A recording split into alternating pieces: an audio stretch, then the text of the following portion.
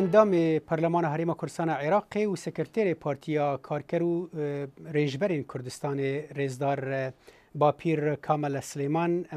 دسپیک دب خیر هاتنا تدکن لسه واشنطن و هر وها لدنگ امریکا واشنطن که باپیر سردانه کی واشنطن تکاری هنده کی به کردی بحثا سردانه خو به واشنطن جمرا بکی پلانا و چیه و اون هاتنش بوچه سرتا زۆر سپاس بۆ بانکێشتکردنمان بۆ ڕادیۆ دەنگی ئەمریکا و سپاس بۆ بەڕێستان ئاماژەت بە سەردانی ئەمە بێگومان ماوەیەک بوو من بەنیاز بووم سەردانی وڵاتە یەکگرتوەکانی ئەمریکاکەم و لێرە بتوانم لەگەڵ مەلایانی پەیوەندیدار گفتوگۆ بکەم دەربارەی هەرێمی کوردستان و عێراق و ئایندەی عێراق و ئایندەی هەرێمی کوردستان ئەوە بوو پێش ماوەیەک برادران ئەو دانیشتان ڕخست و ئەو کۆبنەوە ڕخست و دوێنێ کۆبنەوەیەکمان ئەنجامدا باسمان لە پەیوەندی دیێرینەکانی گەلی کوردستان و وڵاتە یەکگرتوەکانی ئەمریکا و ڕۆڵی ئەمریکا لە ڕۆژهەڵاتی ناوەڕاست و لە عێراق و لە ئەوانە و گرنگی زانی بە گرنگیمانزانی کە ئەو پەیوەندیانە زیاتر تۆکمە و زیاتر تەوکەین لە پێناو پاراستنی بەرژەوەندی هەردوو لاو ڕێزگرتن لەیەک و خۆتان دەزانانی و وڵاتە یەکگرتوەکانی ئەمریکا بە تایبەتی لە دوای ساڵی 1991 و ڕاپەڕینی بەهاری 91 ڕۆڵێکی گرنگی دیوە لە پاراستنی خەڵکی کوردستان و لە شەڕی داعش و پشتیوانی کردن لە هێزی پێشمەرگە بۆیە لەگەڵ ئەوەی کە ڕەنگە تێبینیشمان هەبێ لە زۆر شێت بەڵام پرسا من دوێ دەربارەیدا هەنێک رەخنەش لە ئەمریکا دبنجالی کورداندا بە تایبەتیان بێژن ینی ئەو چه هەست کرد دەماون لەگەڵ ئالی ئەمریکی کۆم دەبن ژبەر هەنێک دەبێژن ڕێفراندۆمە هەرێما کوردستانیدا ئەمریکا پشتگیریە کوردانە کرد وایە لە عفرینێ ئەمریکا پشتگیریە وان نەکرد ینی هون دەما کۆم دەبن لەگەڵ وان و هەست بە چیەکی کرد دوو شتی لێک جیاواز دەبێت لێکیان کەینەوە مەسلەی ڕیفراندوم و مەسلەی حەفرین و مەسلەی پشتگیری و لە تێگرتوەکانی ئەمریکا من پێم وانیە وای نابینم بەو شێوەی نابینم کە خەڵک باسی دەکات و لێکدانەوەیەوە بێ دەبێت ئێمە واقعبین بین وەکو گەلی کوردستان وەکو خۆشمان بزانین لە چوارچێوەی تواناکانی خۆمان و پەیوەندەکانی خۆمان چاک بناسین بێگومان مەسلەی حەفرین دەبووە وڵاتە نەکرد ئەو ڕخنەیە لەسەر نەتەوە یەکگرتوەکانە کە دەوڵەتی تورکیا سنووری دەوڵەتێکی تری بەزاندووە و ئەو کوشتارەی کە لە وانێک ئەو هەموو خەڵکە سڤیلە شەهید بووە و ئاوارە بووە و مافی مرۆڤ بە پێی بەندەکانی مافی مرۆژ با دەبوو ڕێگری کردبا مەجلیسی ئەنجومەنی ئاسایشی نەتەوە یەکگرتوەکان بڕیاری دابە ئەوە بەتەنیا ناکرێت ئەوە شتێکی تەزامونیە لەلایەکی تر مەسلەی ڕێفراندۆم ئێمە پرۆسەیەکی سیاسی بوو مافی گەلی کوردستان بوو بەڵام پەیوەند بەوە نەبوو خۆتان دەزانن لە دوای 2023ەوە ململانەیەکی چڕوپڕ هەیە لە ناوچەکەدا بەتابەتی ڕۆژهەڵاتی ناوەڕاست ڕۆژهەڵاتی ناوەڕاست گرنگێکی زۆریە دوو لەسەر سێ سامانشتی سروشتی هەموو جیهان لە ڕۆژهەڵاتی ناوەڕاستە بۆتە چەقی کێشە و ململانێ نێودەوڵەتی و هەرێمیەکان لە نێوانیشدا ئەو هەریەکان دانوێت ئەو هاوکێشەیە لە بەرژەوەندی خۆی ڕێکخاتەوە گەلی کورد دەبێتەوە هەستیارتر و شارتر بێت و سەرکرداتی سیاسی کوردیش زۆر دەبێت بە وریایی تەعامل لەگەڵ ئەو پرسە بکات باش بۆیە داوای بردن دەکەم ئەوە کە ئەوە بوو ئەوە زیاتر ئەو هاوکێشەیە بوو کە وای کرد لە کەرکووک و ئەوەی کە بەسەر حەفریشداد لەلایەکی تر ئێمە بەداخەوە وەکو کورد زۆر شتمان هەیە دووبارە دەبێتەوە لە مێژوودا زۆر زوو متمانە بە داگیرکەرانی کوردستان دەکەین باشە ئەرکە کوردان بخۆیە کۆخۆ بکەین یەک هێزە خۆ بکەین ینی یەک دەست بن کار بۆ ماڵە کوردی تێخواستن بهتر وەکت دینی زمان بەس ئانها ئەم vegeren ببیژن لە ناو وەک دەبێ عێراقی مەها پێنجاندا هەلبژارتنên گشتی لە عێراقی birêve diçin hûn wekû Parlemana Herêma Kurdistana Iraqê hûn çawa nêzik dibin ji van hilbijartinan da di dema hilbijartinan û piştî qonaxa piştî hilbijartinan بێگومان جەنابەت ئاماژەت بۆ زۆر شت کرد بەڵام من دەبێ بە پرسیارکەی پێشتر بەشی دووەمی جواب دەمەوە ئەویش کە ئەوەیە جەنابەت دەزانی چەند دەبێت گلەیمان لە دۆستەکانمان بێ دوو هێندەش گلەیمان لە خۆمان بێ خۆمان هۆکارین بۆ ئەوەی ئەو شکستانی بەسەر خۆمان دێ ئەوش نەبوونی یەک ڕیزیە دەربارەی هەڵبژاردنەکان عێراق لە قۆناغێکی ڕاگوزاریدایە لە قۆناغی شەڕی دوای داعشدایە لە قۆناغی خۆڕەخستنەوەدایە لە قۆناغی ململانەی نێودەوڵەتی و هەرێمیدایە هەر یەکە دەیەوێت بە ئەجندای خۆی نەخشەی سیاسی لە عێراق دیاریکە بۆ ئەوەم لە ملانەکە یەکجار زۆر چڕوپڕە دەبێ گەلی کوردستان بەداخەوە ئێمە من بۆ خۆمان یەکێک بووی لەو حیزبانی هەوڵێکی زۆرماندا کە هەموو کورد بە یەک لیست چینە هەڵبژاردنەوە ئەوە نەکرا خۆت دەزانی کورد لە ئاخر زۆر قسەی باش دەکەین هەموو لە شاشەکانی ڕاگەیاندن لەوێ باسی یەکێتی کوردان دەکەین باسی یەکڕیزی دەکەین بەڵام کاری بۆ ناکەین ئەو کارە نەکرا بۆیە یەک لیست دروست نەبوو کە یەک لیست دروست نەبووە ومێد دەکەم گەلی کوردستان لایەنە سیاسەکانی کوردستان لە دوای هەڵبژاردن هاوپەیمانێتی کوردستانی پێک بێنن بۆ ئەوەی چیتر کورد لە مافەکانی پێشێل نەکرێت چیتر دەستوریەکانی کورد کە پەیوەندە بە مافی کورد بە تایبەتی مادەی 140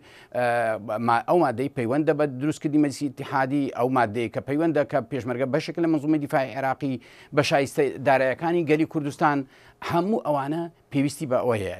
لەلایەکی تر ئێمە دەبێت ئەوە چاک بزانین نابێ پێچەوانەی ڕەوتی سیاسەتی نێودەوڵەتی ئێمە مەلە بکەین بچینە چوارچەیەک و هاوکێشەیەکەوە ئێلانی ئیدۆڕانی خۆمان بکەین لەو هاوکێشەی ڕێخستنەوەکانی نەخشەی سیاسی دەبێت تەنها مەرجی ئێمە مەرجەکانی حیزبی وەلانین مەرجی سەرۆک وەزیران و سەرۆکی پەرلەمان و چی ئەوشتان ڕاستەوە بە پێی پێکاتە و تەوافقی دموکراتی ئەوە مستحقاتی کوردە بەڵام لە هەمان کاتێکدا دەبێت یەکشتی تر بکەین دەبێت مافی گەلی کوردستان بکەینە سەرمەشقی خەباتی داهاتوومان بەحسا گەلی کوردستان دیکی گەلی کوردستان تایبەتیان بەحسا هەرێمە کوردستان عێراقی دیکن ئەف چەند ڕۆژن خۆپێشاندانین مەزن دیکن لە گەلک باژارین کوردستانê ji bo wernegirtina mûçeyan bû çend mehên ku wan mûçeyên xwe wernegirtine ev xwepêşandan ez bawerim konferansa rojnamavaniya Serokvezîrê Herêma Kurdistana Iraqê Rêza Nêçîrvan Barzanî hinek xal derxistin holê binêrîna te ev konferans û piştî okbêjvan xwepêşandanan hûn pêşbîniya çi çareseriyê dikin ji bo xelkê Kurdistanê بێگومان خۆتان دەزانن لە دوای 2011 و 2012 بە تایبەتی گەشەیەکی ئابووری ئاوادانکردنەوەیەکی زۆر لە هەرێمی کوردستاندا بوو داهاتی تاچی کوردی بەرەو هەڵکشان دەچوو ئەوە بوو بە مای ئەوەی کە وڵاتانی دەوروبەر کاریگەری و نفوزی خۆیان بەکاربێن لەسەر عێراق و سیاسەتی برسیکردنی گەلی کوردستان پەیڕەوکەن ئەویش ئەوە بوو لە مانگی هەشتی 2013دا بڕیارێک لەلایەن دەوڵاتانی هەرێمی و دەوڵەتێکی هەرێمی دەرچوو کە عێراق جێبەجێ کرد ئەویش لە مانگی 2014دا بە بڕینی بەشە بودجەی هەرێمی کوردستان لەو کاتیەوە ئەو پەیوەندی بە هیچ شتێکەوە نەبووە سیاسەتی برسکردن و گەمارۆدان ئەوە بوو بەداخەوە دوای پرۆسی ڕفراندۆم ئەو هەوڵانە چڕوپڕتر بوونەوە وڵاتانی تریشی هاتن بە تایبەتی تورکیاشی هاتە سەرێ و لە هەمان کاتیشتا کۆماری ئیسلامی ئێران و عێراق و هیچ ئێمە دەرگایەکی ئەوەمان نەبوو بەسەرەوەدا بەڵام ئەو قۆناغە تێپەڕێنراوە کە ئەو قۆناغە تێپەڕراوە ئێستا قۆناغێکی تازەیە قۆناغێکی تازەش ئەوەیە کە شێوازێکی لێکتێگەیشتێکی سەرەتایی هەیە لەگەڵ حکوومەتی فیدرالی عێراقی و داهاتەکانی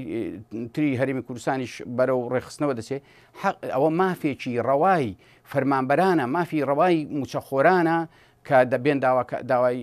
مافەکانی خۆیان بکەن بەڵام لە هەمان کاتیشدا دەبێت ئێمە بە وریاییەوە بزانین دەبێت مامۆستایان کارمەندانی تەندروستی فەرمانبەران بە شێوەیەکی گشتی دەبێت زۆر لەوە وشارتر بن بەکار نهێنرێن بۆ ئەنجدای حیزبی دیتمانەوەی کە دیتمان لەو چەند ڕۆژەی ڕابردوودا بەداخەوە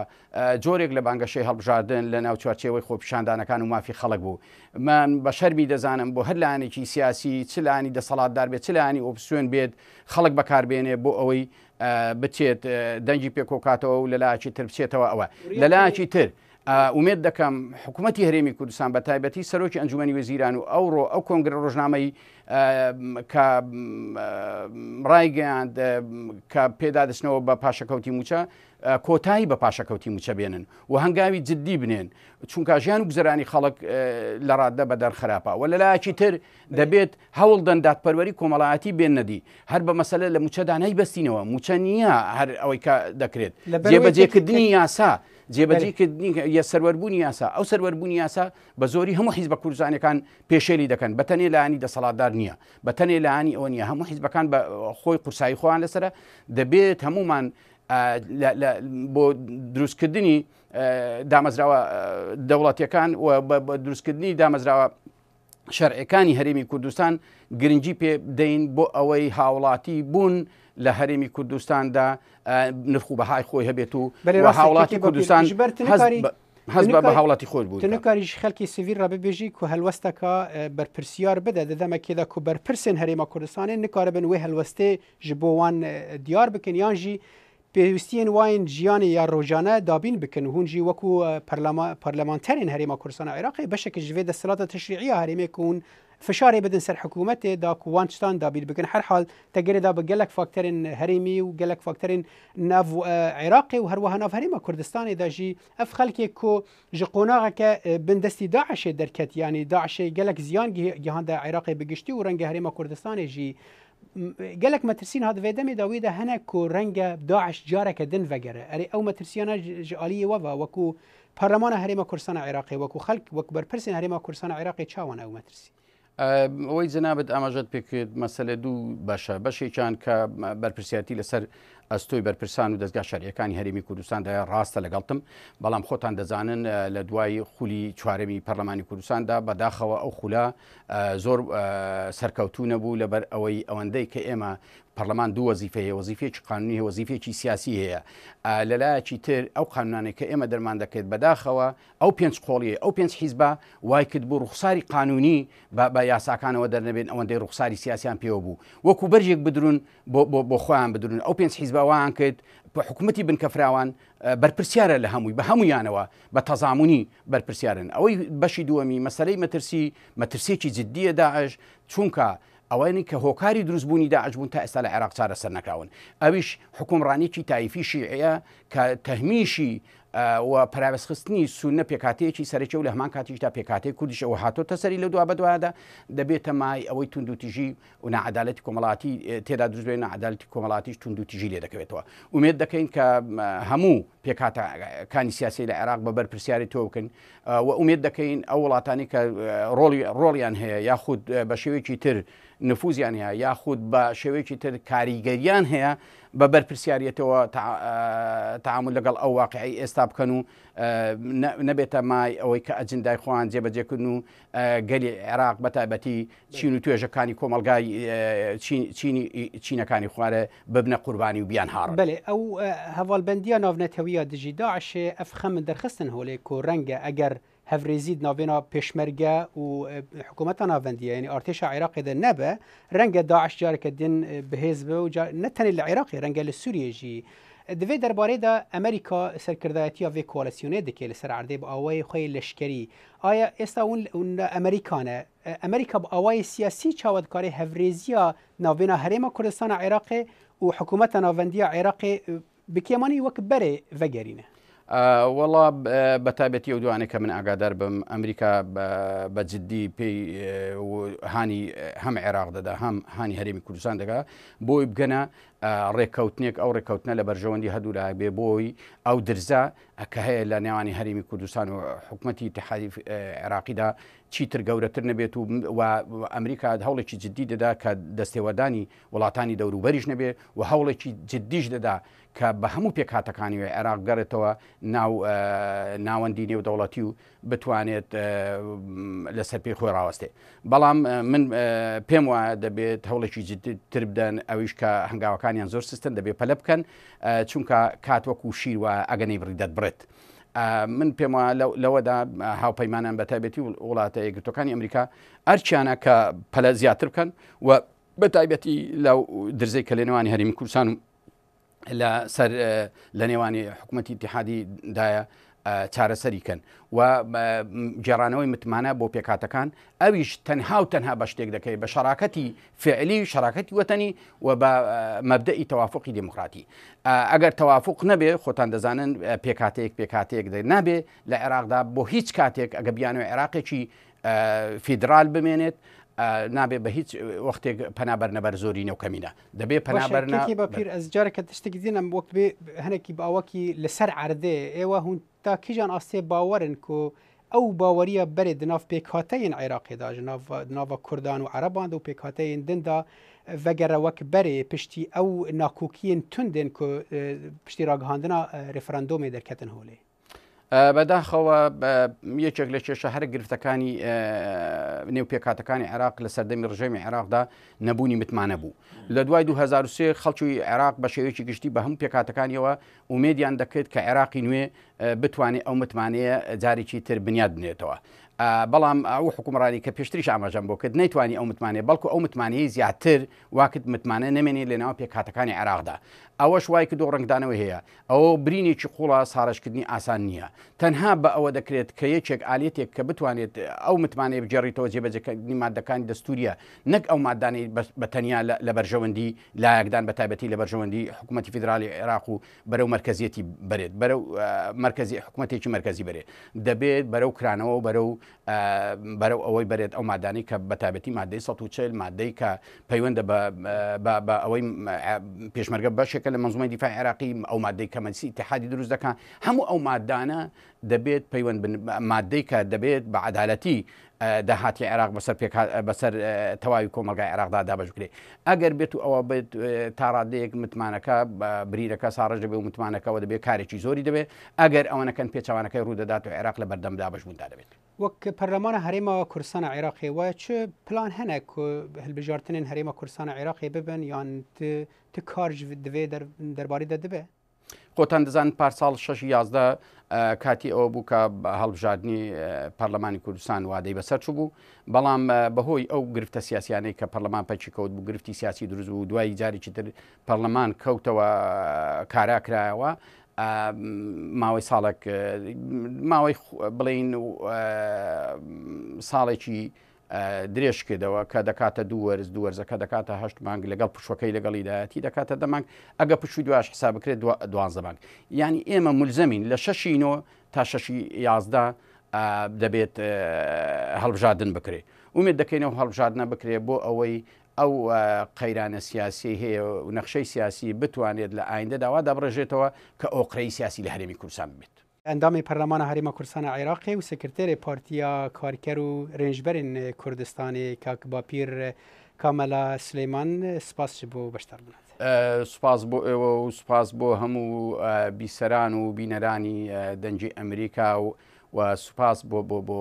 هەموو ئەو ماندووبوونی جنابتان.